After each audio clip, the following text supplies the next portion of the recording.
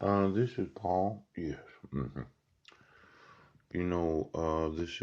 it's 7:22, and I found out something that I think is important to my own personal life. Yes.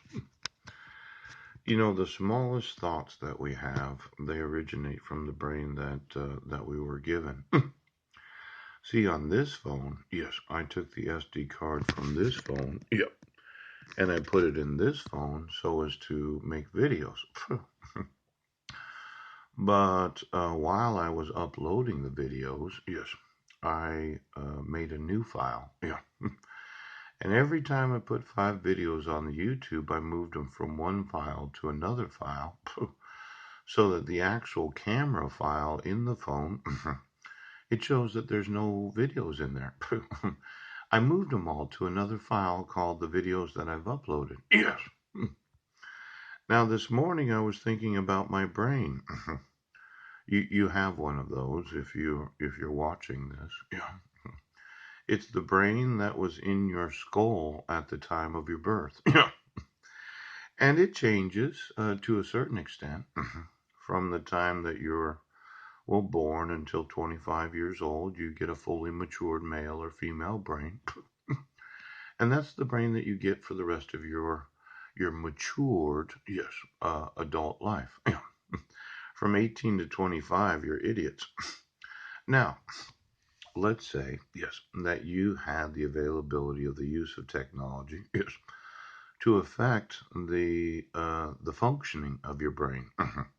It's known as the brain matter. Yes, it has a different density than the actual skin of your body. Yes.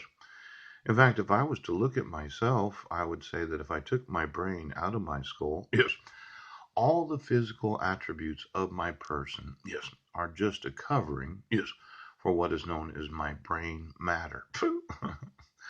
Now, somebody's gotten this confused, thinking that they could mutate a brain. They could change it, yes, as if the brain that you got at the time of your birth, yeah, is so much different, yes, than the brain that you have today. Now, my thought was that I actually like my brain. I've had it for my whole life, yeah, and somebody had this idea that we could use technology, yes, to change the brains of people, yes, because the technologists would say that the computer is smarter than the brain. Now, just looking at it, yeah, the brain, yes, happens to be right here. Yes. See, I have a nose, a mouth, I have eyes. Yes. But there's the white matter, the gray matter, the furrow, oops, the convulsion. Yeah. The membranes, the bone, and the skin. Now, I have one of these inside of my skull. Yes. Yes. And they've done a lot of study on the medulla oblongata, my internal organs. Yes. My sight is back here, the occipital lobe. Yes. Parietal lobe. Yes. Skin sensation and muscles. There's hearing, speaking, thinking. Yeah. The frontal lobe. And then there's the tasting, the smelling. Yes. All the different parts of my physical body are connected to my brain. And the brain has the availability of interpreting, yes, the sensations of my nerve endings.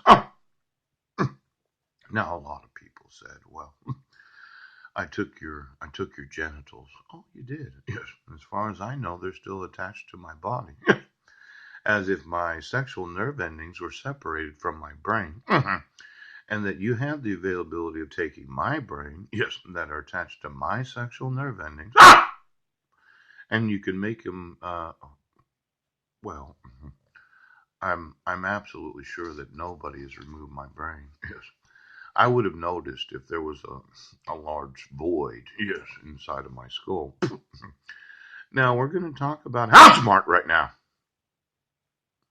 See, you're idiots. Yes. I have $1 trillion brain. It's one of these brains that thinks about how to sue you and have you put in prison. And I've been working with it my whole life. For 49 years, I've been using this brain From the time of my birth until today, yes, I keep using my brain. Now, for all of you that thought, well, we'll just take we'll take his genitals and we'll make them our own. We'll use his thoughts, his sex, his brain for our sexuality. It doesn't work. I happen to know that my sexual nerve endings are still attached to my body. Yes, and my brain is still in my skull.